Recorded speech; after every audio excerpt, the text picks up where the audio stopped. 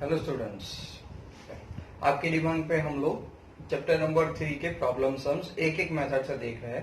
Substitution, elimination, cross multiplication, right. तो अभी मैं ओनली प्रॉब्लम सम सॉल्व करवा रहा हूँ, राइट। तो चलो, this is based on the substitution method, right. So this exercise normally we follow the your 3.3 exercise में भी। ओके, तो यहाँ पे सबसे पहले हम लोग क्वेश्चन नंबर 5 कर रहे हैं। मेन इंपोर्टेंस है सब्स्टिट्यूशन मेथड के अंदर नॉर्मली हम लोग इक्वेशंस बनाना। अगर वो आपको समझ में आ जाएगा तो इसके लिए आपको पूरा सम परफेक्टली रीड करना पड़ेगा एक बार, राइट। तो 5 years hence the age of the Jacob will be 3 times that of his son. 5 years ago Jacob's age was 7 times that of his son. So what are their present age? तो question के अंदर last में आपको क्या ढूंढना है वो पता चल जाएगा आपको, और क्या दिया है वो फर्स्ट 2 लाइन से पता चल जाएगा। So there present age, there means the Jacob and his son, right. तो सबसे पहले एजम्पशंस करेंगे। ओके, चैप्टर का नाम क्या है? लीनियर इक्वेशन इन 2 वेरिएबल, यानी हम लोग जो 2 वैल्यू ढूंढनी है, 2 क्वांटिटी ढूंढनी है, एक को x और एक को y कहेंगे, वो आपको अंदर से ढूंढ लेना है। तो यहाँ पे जो 2 क्वांटिटी ढूंढनी है वो एक है present age of Jacob and his son, right. So let the present as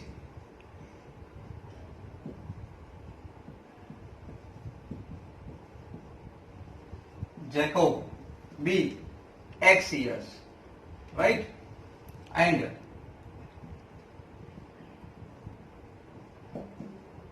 present age of his son be y years. Yeah? Okay. चलो, आपने ये एजम्पशन तो कर लिया। अब फर्स्ट 5 years hence, यानी 5 years hence, प्रेजेंट एज से 5 साल बाद। ओके, तो 5 years hence मतलब था आफ्टर 5 years। तो आप कह सकते हो कि आफ्टर 5 year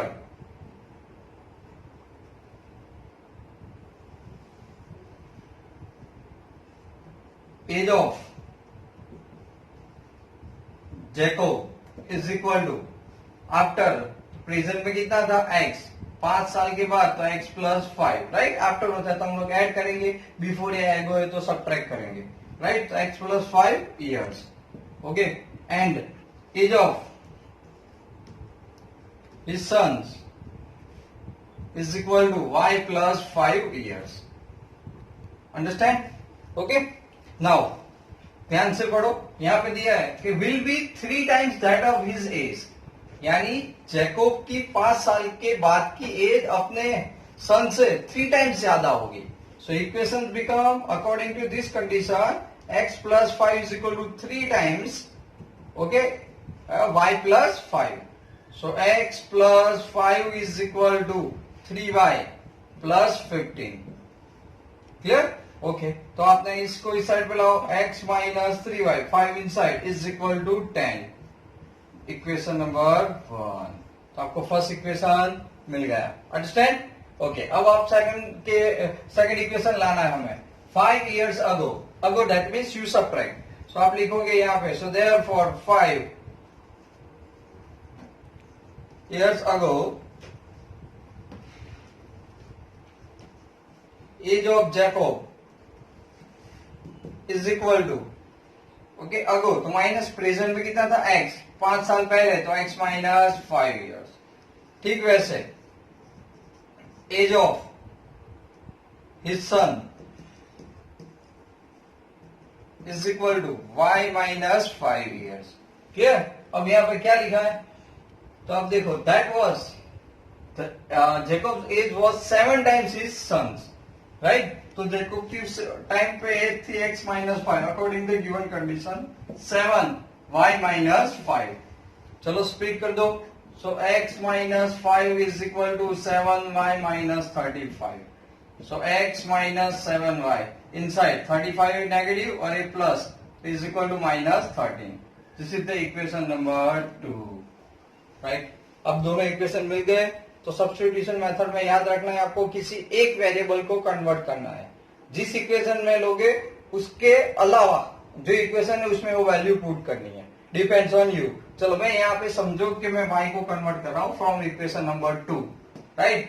तो यहाँ पे मुझे 7y साइड पे तो पॉजिटिव हो गया, ये 13 तो मुझे क्या मिला x प्लस 13, राइट। ये प्लस और इस साइड पे minus, implies that y is equal to x plus 3030 divide by कितना है y का कोफिशिएंट 7, सो बाय 7। तो मुझे y की वैल्यू मिल गई। Okay, so substitute value, okay, substitute in equation number 1 we get ये वैल्यू किसमें, इक्वेशन नंबर 1, जिसमें से कन्वर्ट करो उसमें नहीं रखना वरना वापिस वही बैलेंस हो जाएगा। तो आप इक्वेशन 1 में पुट करो, सो x माइनस 3 मैं किसकी जगह पे रख रहा हूं, y, so input of this x plus 30 by 7 is equal to क्या है मेरे पास 10। चलो एलसीएम लेना है, बहुत इंपॉर्टेंट चीज है, आप समझ लो। A7 है, ओ एलसीएम है, तो A7 यहाँ पे x के साथ मल्टीप्लाई होगा और ये 10 के साथ, राइट। तो 7 इंटू एक्स क्या होता है 7x, 3 into x minus 3x, 30 into 3 minus 19 और is equal to 17। Understood? Okay, 7 minus 3 तो आप क्या लिखोगे 4x, 19 इस साइड पे तो कितना हो जाएगा 160, so x is equal to 160 divide by 4, then you got how much 40। तो 40 कौन है, x कौन था, तो x मतलब प्रेजेंट एज ऑफ जैकोब, तो आपको जैकोब की प्रेजेंट एज मिल गई 40 इयर्स।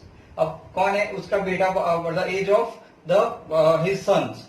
ओके, तो x की वैल्यू y के फॉर्मेट में आप रख दो जिसमें आपने कन्वर्ट किया था, put in this, so y is equal to x कितना मिला 40, 30 बाय 7, सो सीधी बात है 17 by 7 is equal to 10, so present age of his son is become the 10 years। Clear? Understood? Okay, so this is the solution of the normally this substitution method of this problem sums।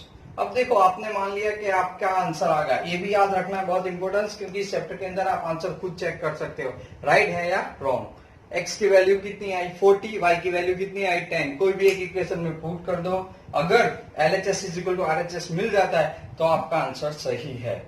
तो x कितना है 40, तो आपने यहाँ पे 40 रख दिया, y कितना है 10, तो 40 माइनस 30 इज इक्वल टू 10, तो LHS is equal to RHS। तो चेकिंग मेथड भी अप्लाई करो ताकि आपको पीछे आंसर देखने की जरूरत नहीं पड़े। So the our both the quantities are right, so the present age of Jacob is 40 years and his son is 10 years। Clear? Understand?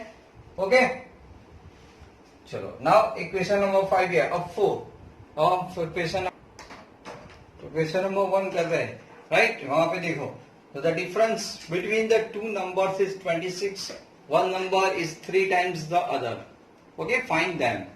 तो सीधी बात है डिफरेंस है, उसका मतलब क्या होगा, one number is larger and other one is smaller, right. तो फर्स्ट नंबर है उसको आप लार्जर ले लो by given conditions, right. So question number 1, तो यहाँ पे आपका लेट दी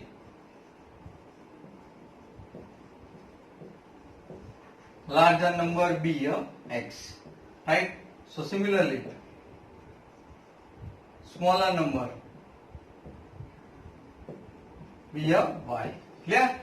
okay, तो फर्स्ट कंडीशन आपको हमें फर्स्ट लाइन से मिल गई, the difference between two numbers is 26, so larger minus smaller is equal to 26, equation number 1। Clear? Simple.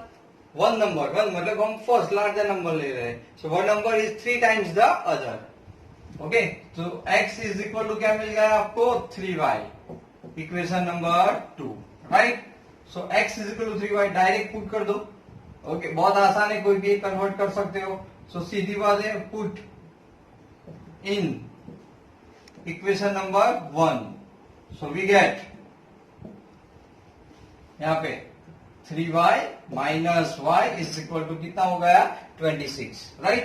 So 2y, 3y minus y 2y is equal to 26, then y is equal to 13, so one number become 13। Clear? Now this y मिल गया, तो आप यहाँ पे equation number 2, okay, so put in equation number 2. So we get the x. So x is equal to 3 into y. Y कितना है 13. So x is equal to 39. Understand? So we got the both the numbers. X is larger, so x larger than y. Clear? Okay. आपका condition क्या था कि the difference between two numbers is 26. मतलब larger minus smaller कितना आना चाहिए 26. So 39 minus 13 क्या होगा 26. Right? So your answer is correct. Understood? Right? समझ में आ गया? Okay? Okay. Now question number 2. So larger of the two supplementary angles exceed the smaller by 18 degree. Right? Then find them. Find them मतलब यहाँ पे supplementary angle बोला है. तो आप जानते हो what is the supplementary angles? The sum of two angles is 180 is called the supplementary angle. Right? Okay. तो सीधी बात है लार्जर है एक नंबर लार्जर तो एक क्या होगा स्मॉलर बता दिया है हमें. ओके तो चलो सबसे पहले लेट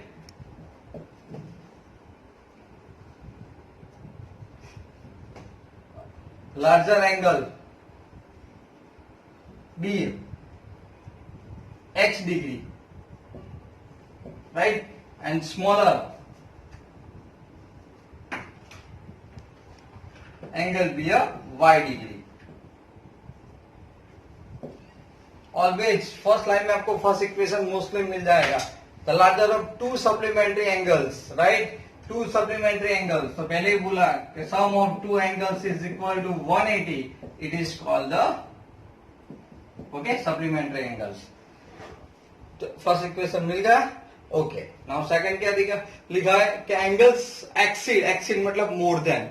तो लार्जर एंगल है वो more than the smaller by 18. तो कितना बड़ा है स्मॉलर से 18. Okay exceed that means more than add करना है. ओके सो सिंपल हमारा लार्जर नंबर x है स्मॉलर नंबर से कितना तो smaller number y plus 18. What it so it is the equation number 2.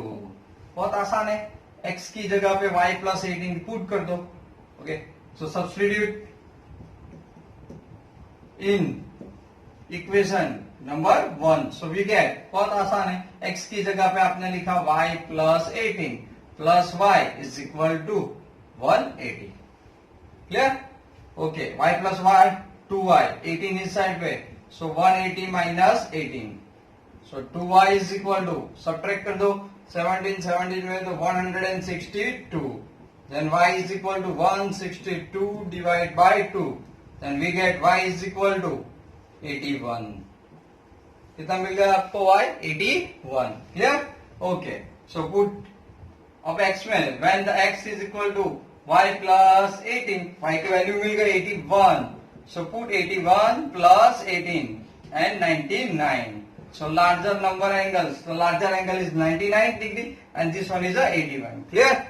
Okay check भी कर लो क्या पूछा था हमें कि जो लार्जर एंगल है वो स्मॉलर से 18 ज्यादा है राइट मोर देन 18. तो 18 okay 81 plus 18 is equal to 99. तो हम यहाँ पे हमारा इक्वेशन सॉल्व हो जाता है. दोनों का टोटल करो तो 180 भी आ जाता है. So answer is correct. Understand? Clear? Third one the coach of the cricket team buys the 7 bats and the 6 balls for the rupees 3800 यानी 3800. later she buys the 3 bats and the 5 balls into rupees 1750. Find the cost of the each bat and each ball. Okay last जो line है वो हमें बताएगी कि हमें कौन से दो वेरिएबल को चूज करना है. तो सीधी बात है cost of bat. So let cost of a bat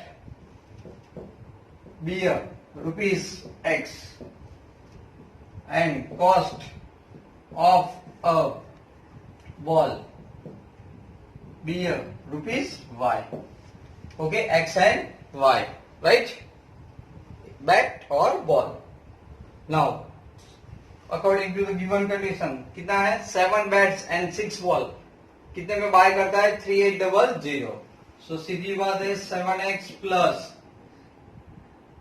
6y is equal to 3800. Equation number 1. Then after 3 bats and 5 balls for rupees 1750. Right? So here 3x plus 5y is equal to 1750. Equation number 2. चलो equation 2 को convert करते हैं. So 5y is equal to 1750 minus 3x. Then y is equal to 1750 minus 3x divide by 5. y मिल गया. Put in equation number 1. So substitute in equation 1. So 7x plus 6 as it is. y की जगह पे 1750 minus 3x upon 5 is equal to 3800. Got it.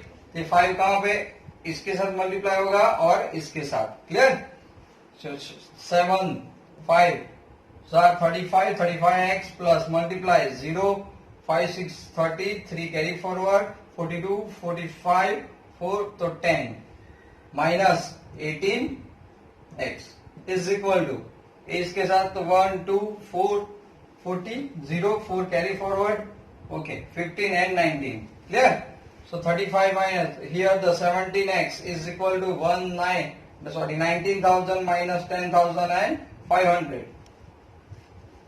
So the 17x is equal to 20 and 5 and 8500. Right. So x is equal to 8500 divided by 17. So we got 500. The cost of the one bat is equal to 500. Okay. So put this value x 500. Put here y. So y is equal to 1750 minus 3 into 500 divided by 5. So y is equal to 1750 minus 1500 divided by 5. So 250 by 5, then y is equal to 50. Right? Okay. So cost of one bat is rupees 500 and cost of a ball is a rupees 50. Understand? Clear? Okay. बहुत easy है. समझ में आ गया? Last sum, fourth one.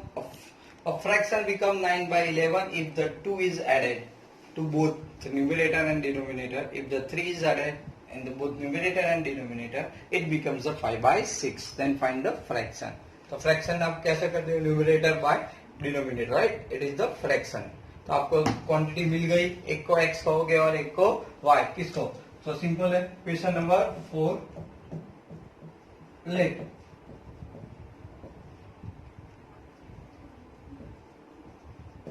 numerator of fraction be a x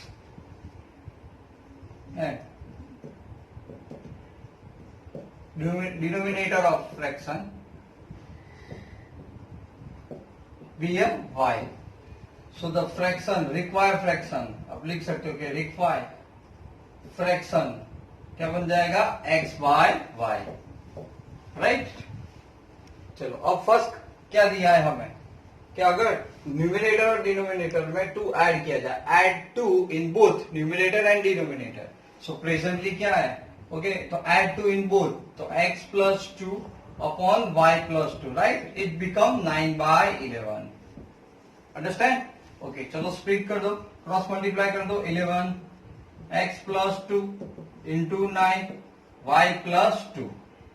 So 11x plus 22 and 9y plus 18. Right? Inside. So 11x minus 9y is equal to minus 4. Right? It's called the equation number 1. Okay? चलो read करो sir आगे. Second में क्या लिखा है कि 3 is added in both. Okay. So x plus 3 upon y plus 3. The fraction become 5 by 6. Got it? Again cross multiply 6 into x plus 3 5 and y plus 3. Right? Split कर दो. 6x plus 18 is equal to 5y plus 15. Okay? Inside. So 6x minus 5y is equal to minus 3. 18 इस side पे जाएगा तो minus 3. या फिर हम लोग क्या करेंगे, इसको y फॉर्म में ही ला देते, काम आसान हो जाए। 15 इस साइड पे, तो 6x माइनस के प्लस क्या बचा 3, 18 minus 15 is equal to 5y। So y is equal to, आप लिख सकते हो क्या, 6x प्लस 3 अपॉन क्या है 5, तो आपको y मिल गया।